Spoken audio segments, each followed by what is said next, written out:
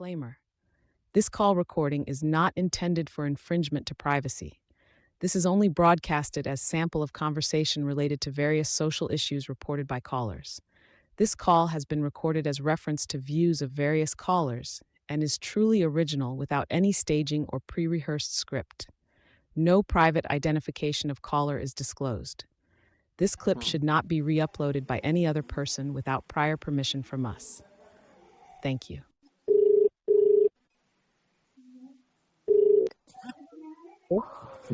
इससे आपकी वार्ता करवा रहे हैं। जी जी जी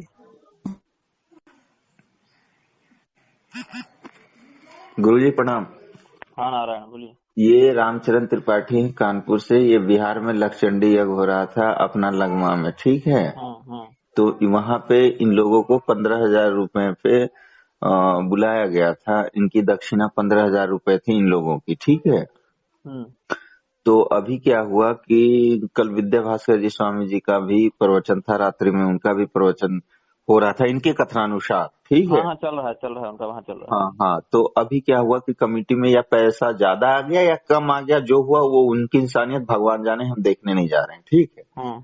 इन लोगों ने कहा कि 15,000 रुपए इनकी दक्षिणा पे इन लोगों को बुलाया गया था। अभी वो लोग लोकल पंडित जी लोग को और लोकल लोगों को हायर करके 2,000 5,000 रुपए दे के लाठी बरसाए इन लोगों पर, मार के सर्वर फोड़ दिए हैं इनके कथनानुसार। क्या यही बात है ना त्रिपाठी जी? जी जी जी हाँ, तो एक बार आप लोग को कौन ले गए थे वहाँ पर त्रिपाठी जी? हम लोग ने फॉर्म भरा था और एक आचार्य जी हैं। हाँ डायरेक्ट वाले भी है और हम लोग डायरेक्ट वाले भी, एक आचार्य जी है वहाँ के राजस्थान के, वो ले गए थे। तो आचार्य भी कहाँ है? यहाँ अभी गए बात करने, सोच रहे कि पूरी दक्षिणा मिल जाए। इतनी दूर दूर से राजस्थान से आए, कहीं कोई कहाँ से आया है, कोई कहीं से। 12 आचार्य हमारे ग्रुप में है। और ऐसा हुआ, फॉर्म भरे थे मतलब क्या ऑनलाइन फॉर्म निकला था इसका? नहीं ऑनलाइन नहीं, ऑफलाइन था। और उसका परीक्षा ऑनलाइन लिए थे। तो उसकी कुछ दक्षिणा इत्यादि वहाँ पर फॉर्म में लिखी हुई है? फॉर्म में साफ साफ लिखा हो 15,000 रुपए आप लोग की दक्षिणा विधायक न्यूनतम कहा गया। न्यूनतम आपकी 15 दिन की 15,000 है। 15 दिन तक खाने को नहीं दिया, आलू दिया और वो कुछ नहीं, और यही अपना साबूदाना केवल खीर देते थे। और आखिरी में कोई भोजन भी ढंग का नहीं। अच्छा। परेशान कर दिया। उसके बाद आखिरी वाले दिन ऐसा हुआ कि उन्होंने लाठी चार्ज करवा दिया। सिर चार्ज मतलब ग्रामीणों से? हाँ, ग्रामीण लोगों से। क्या आरोप लगा? कोई ऐसा हुआ कि यहाँ पे कुछ या तो पैसे की व्यवस्था हो नहीं पाई, या तो ऐसा सुनने मिला कि कुछ दलाल इसमें थे, जिसके कारण क्या प्रत्येक ब्राह्मण से 3-3 हजार रुपए लिए जाएंगे। 800 से 1800 का एक ग्रुप था जिसमें 1000 ब्राह्मण आए हुए थे। उसमें कुछ अब्राह्मण भी थे, जिसके कारण इसमें कुछ ड्राइवर, कुछ ऐसे लोग भी ले लिए गए, पता चला हमें। और वो 2-2, 3-3 हजार रुपए पे आए, उनको लेवा के लाए वहां से। और उसके बाद यहाँ पर जब पता चला कि 15-15 हजार रुपए, तो ये लोग लड़ भी पड़े थे। और जो इसके साथ अच्छे थे उनको भी लाठी पड़ी, उनके खून खच्चर हुआ। और जिसने सब देखने वाले, यहाँ पर बउआ भगवान है एक। अच्छा। तो यहाँ देखने वाले बउआ भगवान के नेतृत्व में यह सब हो रहा है। रामानुजी संप्रदाय का है। और राघवाचार्य जी की अभी कथा हुई, राघवाचार्य जी भी आए थे और विद्या भास्कर जी के भी इसमें अभी जो है, शायद अभी है विद्या भास्कर जी। उस सबके सामने ऐसा कार्य हो रहा है। इतनी बुरी तरह से डीएम एसडीएम सब लाठी चार्ज कर रहे हैं। इतनी बुरी तरह से मारा है, कुछ कहने को नहीं, सिर फोड़ दिया, खून खच्चर बहा है। सब लोग रो रो करके अपने कह रहे कि बस अपना चोटी और जनेऊ बचा करके निकलना है। भय दिखा करके 12,000 रुपए जबरदस्ती उन्होंने दिया। और वो भी रात भर यही चला है। रात के 1 बजे हम लोग को ऐसे, जैसे जेल में नहीं बैठाते कैदी को, ऐसे बैठा करके 12-12 हजार रुपए दिया। ऐसा हम लोग के साथ करते करे। वो फॉर्म इत्यादि आप लोग भरे थे, उसको रखे हैं आप लोग की? क्या है कुछ हमारे पास सब रखा है, फोटो कॉपी भी रखी है सब। हम आपका है तो हम भेज देंगे आपके पास। हाँ उसको भेजिए व्हाट्सएप पर, हम पूछते हैं इसमें क्या बात हुई है। आगे हम बात पहुंचाने का प्रयास करते हैं जी। हाँ, किसी बात का आश्वासन हम नहीं दे पाएंगे अभी, क्योंकि हम बाहर भी हैं और उस क्षेत्र में हमारे वैसे परिचित नहीं है, लेकिन जो संभव होगा करेंगे। हमारी कई बार बात हुई विद्या भास्कर जी से। ये असल में क्या हुआ, पूरी बात ये थी कि विद्या भास्कर ये इसमें 15 जो कुछ ब्राह्मण ऐसे भी थे जिन्होंने बताया कि बउआ भगवान को गाली दे दी। उन्होंने कहा कि जब 12-12, 15-15 पेड़ लगाए। बउआ भगवान क्या है? बउआ भगवान कोई मनुष्य है, भूत है, देवता है, क्या है? मनुष्य ही है वो। कोई अच्छा।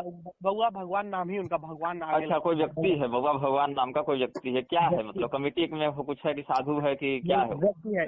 मंडलेश्वर की व्याख्या है। किस संप्रदाय से? उनके रामानुजी संप्रदाय है। तो रामानुजी संप्रदाय महामंडलेश्वर होते हैं? हाँ। तुम आप एक काम करो, किस महामंडलेश्वर तो अखाड़े बना रहे हैं, तो किस अखाड़े से रामानुज संप्रदाय महामंडलेश्वर बना रहा है? ये रामानुजी संप्रदाय के कोई महंत है, एक मंडलेश्वर है, यही नहीं समझ आ रहा है। ये बस अपने को वहाँ यहाँ का मान बैठे हैं। तो रामानुज संप्रदाय में जो श्री संप्रदाय की जो आचार्य मर्यादा है उसमें तो इस प्रकार की कोई बात हमको सांप्रदायिक रूप से नहीं जानने को मिली है कि कोई महामंडलेश्वर और कोई वैसी अखाड़ा से एफिलिएशन लेके महामंडलेश्वर कोई बन रहे हैं। ये सब तो कुछ रामानंद संप्रदाय वाले करवा रहे हैं, कुछ शंकर संप्रदाय वाले, और बहुत हो तो अभी कुछ निम्बार्क और विष्णु स्वामी ये सब भी घुस रहे हैं उसमें। रामानंद संप्रदाय में महामंडलेश्वर तो उस प्रकार से मतलब पारंपरिक रूप से तो नहीं जान रहे हैं। कोई घुसपैठ करके घुसा हो तो नहीं पता मुझे। जी श्रीमन नारायण प्रभु जी। हाँ नारायण कौन? सादा दंड में शारण्य से। हाँ बोलिए। हालांकि जो प्रभु जी ये कृत्य हुए कल रात्रि में, तो हमारे समक्ष ही हुए, हमारी हम लोग भी उपस्थित थे वहाँ पे। हाँ। हालांकि जो ये बउआ भगवान हैं संरक्षण में और कह सकते हैं इनकी देखरेख में पूरा कार्य हुआ। अच्छा। वो पूरे प्रमाणिक रूप से तो महामंडलेश्वर नहीं है, परंतु जैसा कि आप समझते हैं कि अब धर्म में इतनी विकृति उत्पन्न हो चुकी है कि कोई भी स्वयं को कुछ भी बता देता। हाँ। तो ऐसे तथा कथित ही आप इनको मंडलेश्वर जो भी मानना है मान सकते हैं। तो उनकी उपस्थिति में यह यज्ञ समिति जो बनाई गई, हाँ, जिसके द्वारा लक्षचंडी यज्ञ का आयोजन करना सुनिश्चित हुआ, हाँ, और उसके एक रूपरेखा तैयार करी गई। उसके अंतर्गत यह निर्धारित किया गया कि ब्राह्मणों की जो न्यूनतम दक्षिणा होगी वह 15,000 रुपए होगी। वो तो बताए भी त्रिपाठी जी बताए उस। हाँ जी। और उससे और ब्राह्मणों के क्या क्या नियम रहेंगे वो भी उस आवेदन पत्र में बताया गया। हाँ जी। तो उसी को पढ़ के हम लोगों ने और उसकी अच्छे से समीक्षा करी, और उसके बाद हम लोगों ने अपना आवेदन पत्र उनको प्रेषित किया, और उसके बाद फिर हमारा ऑनलाइन गूगल मीट के माध्यम से परीक्षा हुआ। तो परीक्षा कौन लिए? एक है राकेश रोशन जी आचार्य हैं उनके, जिनके आचार्यत्व में पूरा वहाँ ब्राह्मणों का कार्य हुआ है ना। तो राकेश जी भी कहाँ हैं? प्रभु जी वो तो उनकी यज्ञ समिति के ही, तो सब अपने भिन्न भिन्न स्थानों पे भी हैं, क्योंकि अब यहाँ पे इतनी व्यवस्था हो गई। नहीं तो यज्ञ समिति में है, यज्ञ के स्थल में है, कहीं बाहर बैठे है? तो यज्ञ स्थल में ही है कहीं, परंतु अभी जो ब्राह्मणों के विषय में जो यहाँ पे चर्चाएं हो रही, तो उस हिसाब से हमारे लोगों का अभी बाहर निकलना उचित नहीं है।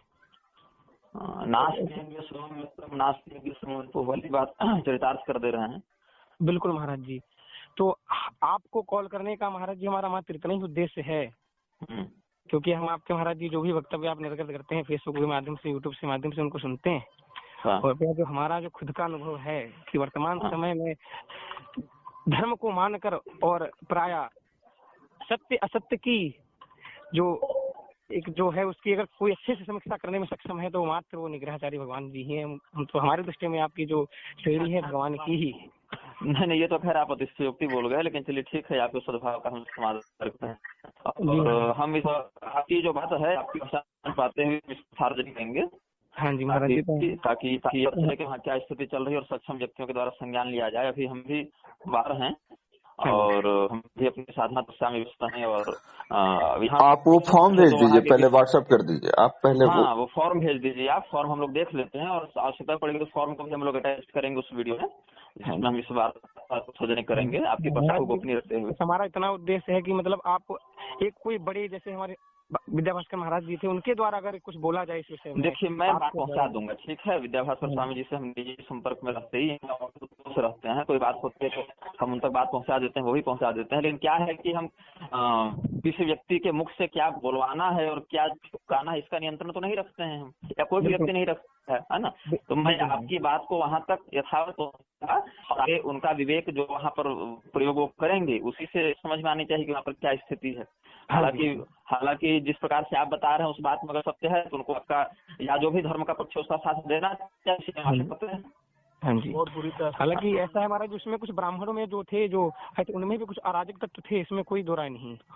हाँ, देखिए देवी भागवत महापुराण में एक प्रसंग आया है जहाँ पर यह कहा गया है कि कलयुग में बहुत से राक्षस ही ब्राह्मण कुल में उत्पन्न लेकर धर्म को विकृत करने का कार्य करेंगे। धर्म जो है वो ब्राह्मणों के ही द्वारा उपदिष्ट होता है, ब्राह्मण ही धर्म का उपदेश करने वाला भगवान का मुख है। और इसीलिए जब कलयुग में राक्षस गण धर्म को विकृत करना चाहेंगे तो ये ब्राह्मणों के ही घरों में जन्म लेना प्रारंभ करेंगे। हालांकि सभी ब्राह्मण ऐसे नहीं है, वहां भी ब्राह्मणों के लक्षण बताए गए कि कैसे ब्राह्मण वैसे हैं कैसे नहीं है, लेकिन ब्राह्मणों में भी राक्षसी वृत्ति का घुसपैठ करके ही कलयुग अपना कार्य आगे बढ़ाएगा। ये एक शास्त्रीय बात देवी भागवत में है और उनका भी यही लक्षण देखने को मिलेगा कि वेद मर्यादा में वो निष्ठा नहीं रखेंगे, केवल अर्थोपार्जन में लगे रहेंगे, किसी भी प्रकार का शौचाचार या पवित्रता अपवित्रता पर ध्यान नहीं देंगे, कुछ भी खाने पीने वाले होंगे, काम क्रोध मद लोभ इत्यादि से बहुत ज्यादा मतलब ग्रस्त रहेंगे। यही सब बातें वहां पर कही गई हैं देवी भागवत में। जी महाराज जी। तो देखिए, जब तक आप अंदर से नहीं किसी चीज को विकृत कीजिएगा तब तक बाहरी आवरण को ध्वस्त करना संभव नहीं होता। पहले के युद्धों में भी जब बड़े बड़े किलों को जीता जाता था तो प्रयास किया जाता था कि अंदर से ही किसी गुप्तचर के माध्यम से या किसी घुसपैठ या गद्दार के माध्यम से उस किले की सुरक्षा को नष्ट कर दिया जाए। इससे क्या होता है, बाहर के शत्रु से अधिक आंतरिक शत्रु घातक हो जाता है। जी महाराज जी। लेकिन यज्ञ में दीक्षित ब्राह्मण के लिए भी जो अनुशासन विहित हैं उन अनुशासनों के आधार पर यज्ञनारायण भगवान से प्रार्थना की जाए, क्योंकि अहम ही सर्व यज्ञानाम भोक्ता च प्रभुरेव च, ये भगवान का निर्देश है, अपना अनुशासन है गीता में। भगवान ही समस्त यज्ञों के अधिष्ठाता हैं, भगवान ही सभी यज्ञों के उपभोक्ता और फल प्रदाता हैं। तो यहाँ दक्ष प्रजापति का यज्ञ भी अविधि पूर्वक और अमर्यादित रूप से किए जाने पर नष्ट हो गया, शिव जी उसको विध्वंस कर दिए। तो शास्त्रों में तो बताया गया कि ब्राह्मण के ऊपर लाठी मारने का क्या दोष है, लाठी मारने से खून निकल जावे तो क्या दोष है, मृत हो जावे तो क्या दोष है। ये सब ब्रह्महत्या की अलग अलग श्रेणियां हैं ना। जी महाराज जी। हाँ, तो जो घायल हैं अभी उनकी क्या स्थिति है, कहीं अस्पताल में है कि कहाँ है, माथा फटा है तो कुछ तो इलाज होगा ना। बता दो। हाँ जी महाराज जी, एक तो सुनने में आ रहा है कि जो ब्राह्मण है उनकी तो अभी मृत्यु हो गई महाराज जी। मृत्यु हो गई? हाँ जी महाराज जी। तो उनका शव कहाँ है? महाराज जी अभी तो थोड़ी अब हम लोग शिविर में रुके हुए हैं तो अभी इतनी जांच पड़ताल हम लोगों ने करी नहीं। अच्छा, ये सुनी सुनाई बात है, पुष्टि नहीं हुई है। हाँ जी। हाँ, सुनने नहीं आ रहा महाराज जी। हाँ जी। लेकिन प्रहार घातक हुआ है, ये कहने का। हाँ, मारपीट हुई। हमारे सामने कुछ ब्राह्मण थे जिनका सर फूट गया था, बेचारे खून बह रहा है, भागते जा रहे हैं, क्या करें महाराज जी। तो पुलिस प्रशासन महाराज जी, पुलिस प्रशासन ने तो बोल दिया था कि हमारी तरफ से जो ये ग्राम है यहाँ पे कुछ ग्रामीण बता रहे थे यहाँ पुलिस कुछ नहीं करती। क्यों, रंगदारी ज्यादा है बिहार में क्या? हाँ, वैसे समझ लीजिए महाराज जी, आपको तो पता है ग्रामीण स्तर की क्या। हाँ, बिहार में 5 साल का बच्चा भी 50 साल वाला करता है। जी महाराज जी, तो बस यही है पुलिस वालों ने। और महाराज जी हम किए आप ही थोड़ा जो भी मैटर है संविधान, थोड़ा हम इसको अपनी भाषा में, आपकी भाषा में इसको समझा नहीं पा रहे हैं, थोड़ा इसके लिए क्षमा करेंगे। ठीक है, कोई बात नहीं। हाँ जी महाराज जी, तो बस पूर्वं वे राक्षसा राजन्ते कलौ ब्राह्मणा स्मृताः पाखंड निरताः प्रायो भवन्ति जनवंचकाः असत्यवादिनः सर्वे वेद धर्म विवर्जिताः दाम्भिका लोक चतुरा माननो वेद वर्जिता। यही शब्द भागवत में वर्णित है। तो यही सबका लक्षण कलयुग में देखने को मिलता है। लेकिन आपकी बात हम सुने समझे और प्रयास करेंगे कि अधिक संख्यक लोगों को प्रसारित करके, और विद्या भास्कर स्वामी जी को भी हम इसको भेज देते हैं ताकि और की सीमा में विवेक का प्रयोग करके आवश्यक वहाँ पर आप लोगों का समाधान करें। जी महाराज जी, बस हमारा बस इतना ही आपसे बस है महाराज जी कि जो ब्राह्मणों ने जो कृत्य किया यहाँ पे उन पर भी बोला जाए, और जो समिति के द्वारा जो गलत कार्य हुआ ब्राह्मणों की दक्षिणा को खाकर, तो है ना, उन पे भी बोला जाए बस। नहीं, बात ऐसी है कि किसी भी व्यक्ति का माँ गृहस्थ धनम, ये वेद क्या है, किसी भी व्यक्ति का पैसा भी नहीं लेना चाहिए किसी के। और उसमें एक कोई व्यक्ति भिखारी भी है अगर, तो उसका भी एक सिक्का अगर आप अनुचित रूप से ले रहे हैं तो वो धन आपको भयंकर पतन में डालेगा। और उसमें भी विशेष करके गौ का धन, देवता का धन और ब्राह्मण का धन तो एकदम प्रलय की अग्नि के समान होता है। नाहम हलाहलम मन्ये विषम विश्व प्रतिक्रिया। भगवान कहते हैं हलाहल विष तो केवल खाने वाले को मारता है, लेकिन ब्रह्मस्वापहरण तो पूरे खानदान को ले बैठता है ना। जी महाराज जी। महाराज जी एक विशेष बात में बताना भूल गया, वर्ष सहस्राणि विष्ठायाम जायते कृमि, ये सब भगवान कहते हैं महाराज जी।